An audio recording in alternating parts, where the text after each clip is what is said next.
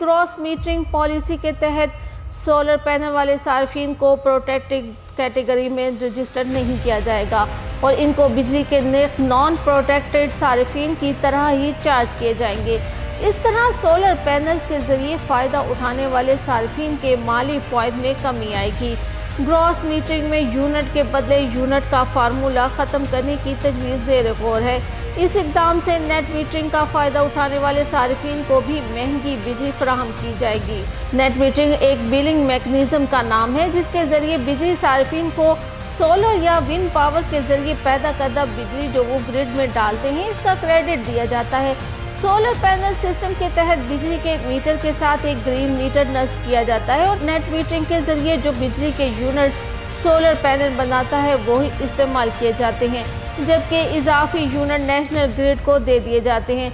महीने के आखिर में बिजली के यूनिट का हिसाब